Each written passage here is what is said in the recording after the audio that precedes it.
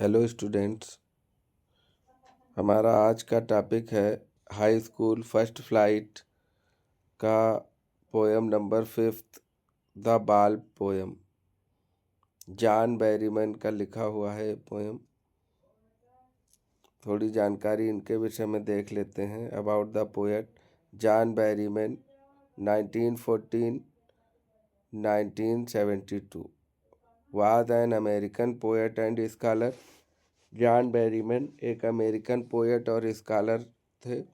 इनका जन्म 1914 में हुआ और मृत्यु इनकी 1972 में हुई। He became very popular in the second half of 20th century. 20th century second half में ये बहुत पॉपुलर हुए। Today he is considered as the key figure in the confessional school poetry. आज ये कन्फेशनल स्कूल पोइट्री के figures के रूप में बहुत अच्छे से बहुत प्रसिद्ध हैं। The dream songs is known as his best work, और इनका जो सबसे अच्छा बेस्ट वर्क है वो है the dream songs. He won the Pulitzer prize for poetry, national book award and Bollingen prize were also given him. इनको national prize, national book award, Pulitzer prize ये इनको पोइट्री लिखने के लिए दिए गए हैं। इनको सम्मानित किया गया है।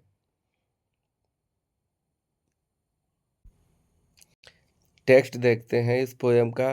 ये पोयम है द बाल पोयम। इसमें एक लड़का होता है जो अपनी बाल के साथ खेल रहा होता है। उसकी बाल खो जाती है और फिर वो नहीं मिलती है तो बच्चा दुखी होता है।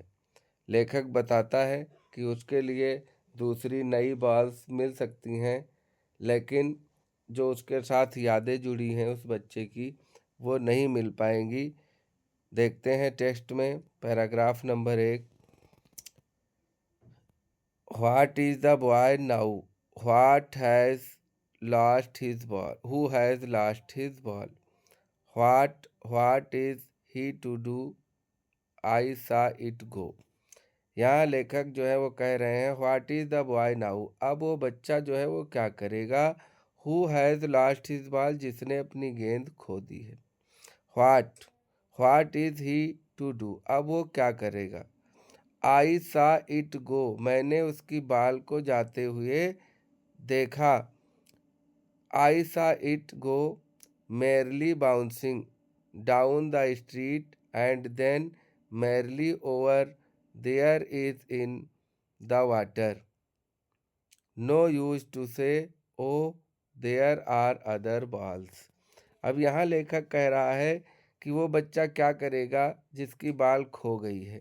मैंने उसकी बाल को गली में बाउंस करते हुए देखा और वो पानी में जाके खो गई।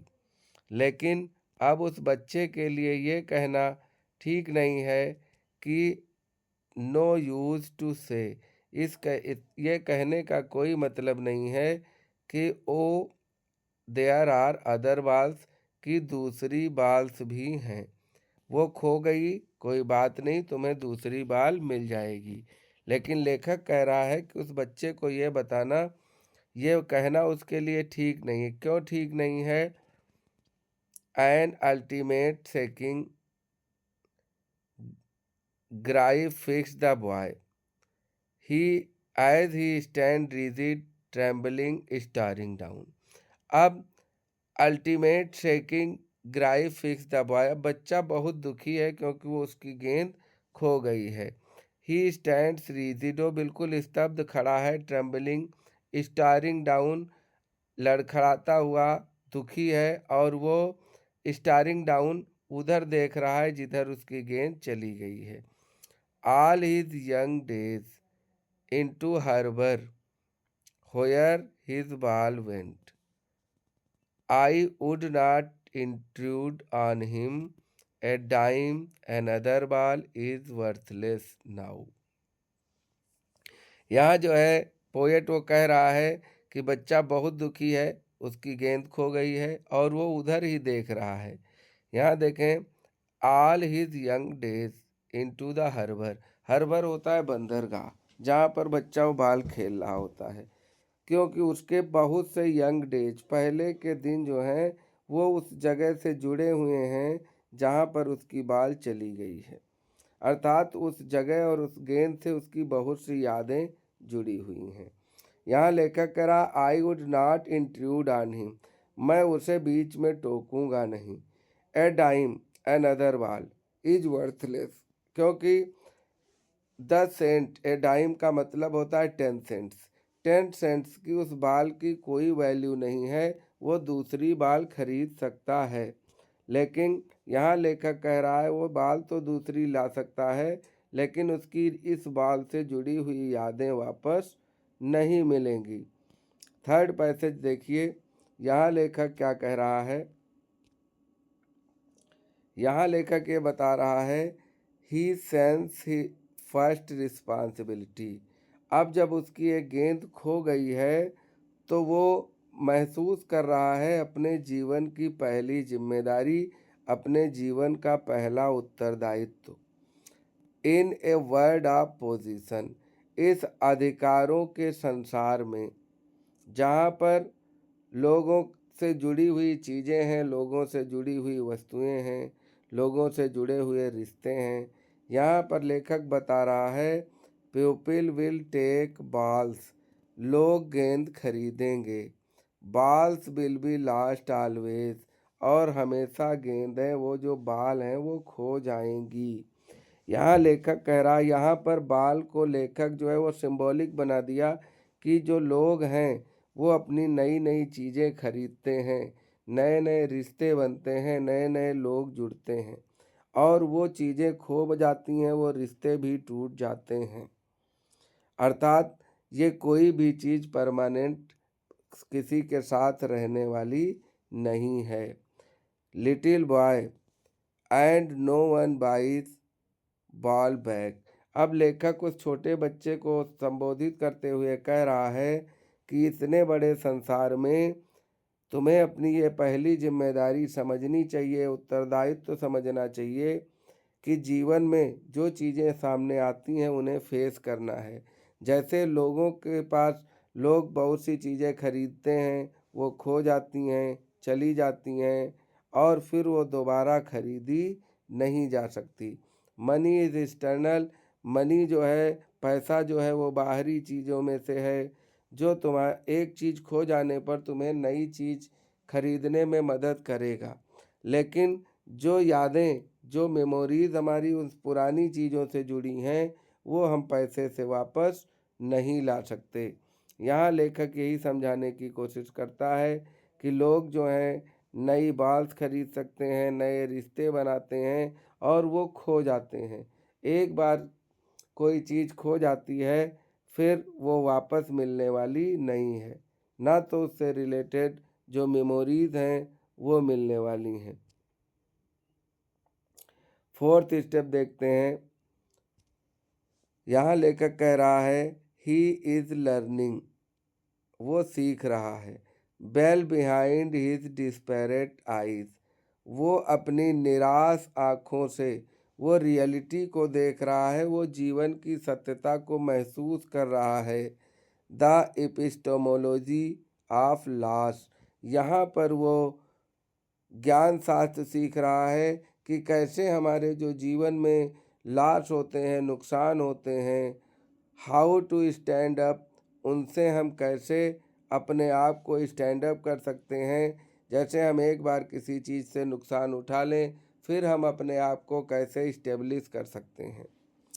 नोविंग what every man must one day know, and most know many days how to stand up, और यही सब चीज़ें जानते हुए आदमी को एक न एक दिन ये सारी चीज़ें सीखनी होती हैं, उस रियलिटी का सामना करना पड़ता है। और लेखक कह रहा है कि इसी तरह से लोग अपने को सबल बनाते हैं, मजबूत करते हैं, और आगे जीवन में आने वाली समस्याओं को फेस करते हैं। यहाँ लेखक ये बताना चाह रहा है कि जो जीवन में आने वाली प्रॉब्लम्स हैं उनको हम किस तरह से फेस करें और फिर अपने आप को इस्टेब्लिश करें।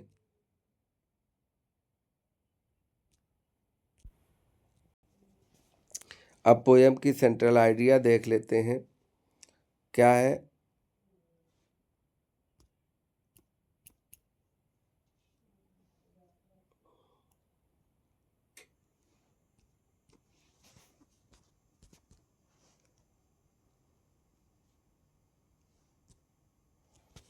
सेंट्रल आइडिया देखते हैं पोएम की। A boy is playing with his ball.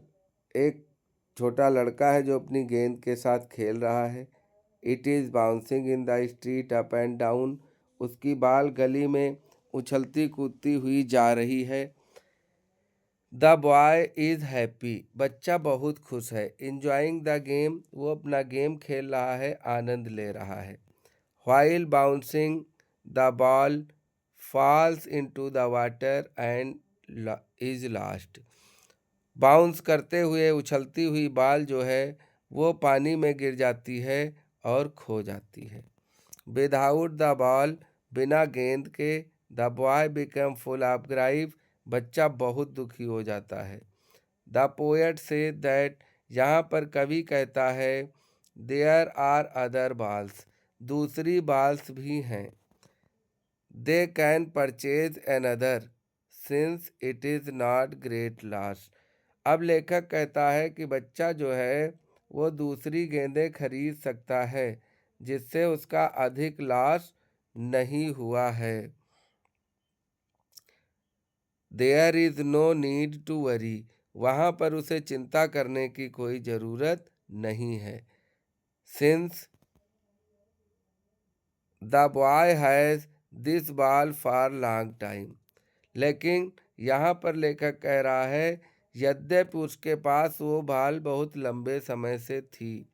So he is deeply grieved due to attachment with it.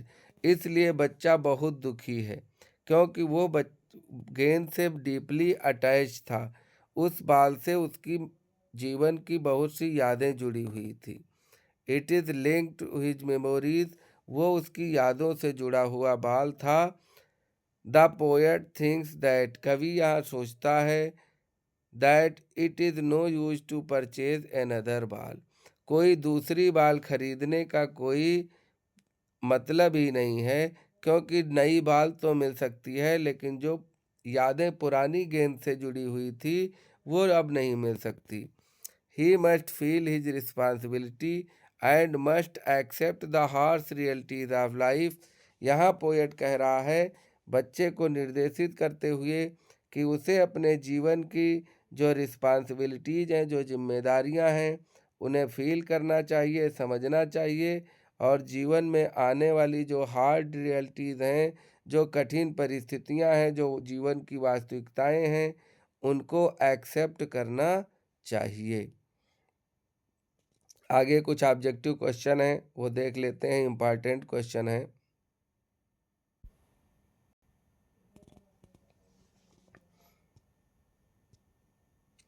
पहला क्वेश्चन देखते हैं, who is the poet. Poet कौन है? John Berryman. सेकेंड में, the ball was seen merely going under the down the street.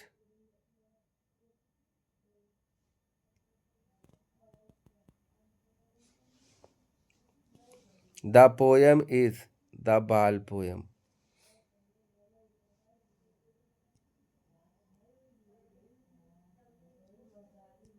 आगे देखते हैं, the boy is sad over the loss of his ball.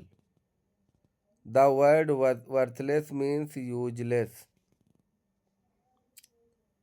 Next है question, the poet says the poet says money is external. What does it means the extract. Third वाला है, money only impact the persons external environment. मतलब money is external, money केवल जो पैसा है वो आदमी की बाहरी चीज़ों को इफेक्ट कर सकता है, इम्पैक्ट प्रभावित कर सकता है।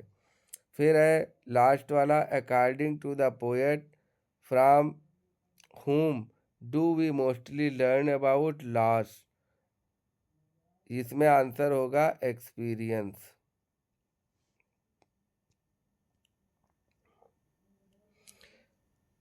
इसके बाद के कुछ क्वेश्चन और हैं, देख लेते हैं।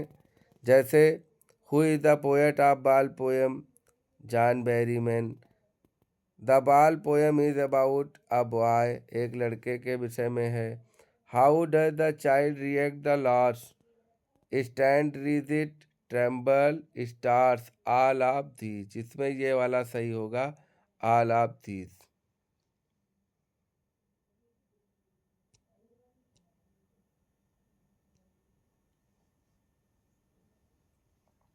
अगला है according to the poet what the child is learning, to bear loss.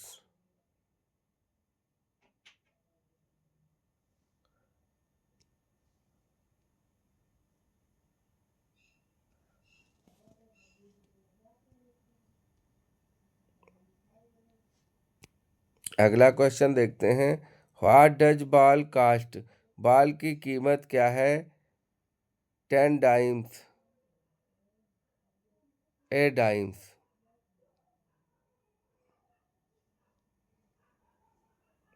Ball की कास्ट है a dimes. What is the ball boy playing with, ball.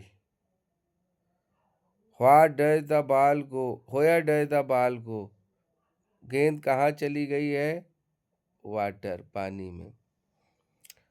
Why does poet decide not to condole the boy, it will be no use.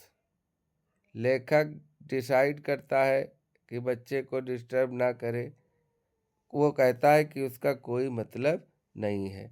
यहाँ लेखक ये बता रहा है कि बच्चे को अगर वो ये बता देता है कि आप नई गेंद खरीद सकते हो, तो भी उसका कोई मतलब नहीं है, क्योंकि जो बाल उसकी खो गई है उससे बच्चे के जीवन की बहुत सी यादें जुड़ी हुई हैं। उम्मीद है आप लोगों को ये पोयम लर्न हुई होगी, कुछ क्वेश्चंस जो हैं वो क्लियर हुए होंगे। आगे के पोएम्स और इम्पॉर्टेंट चैप्टर पढ़ने के लिए आप हमारे वीडियो को लाइक करें, कमेंट करें और हमारे चैनल को सब्सक्राइब करें। और कमेंट में अपनी राय देना ना भूलें कि अगर कोई एक्सप्लेन में कमी है या और कुछ सुधार करने की ज़रूरत है, तो वो सारी चीज़ें कृपया कमेंट में ज़रूर दर्शाएं।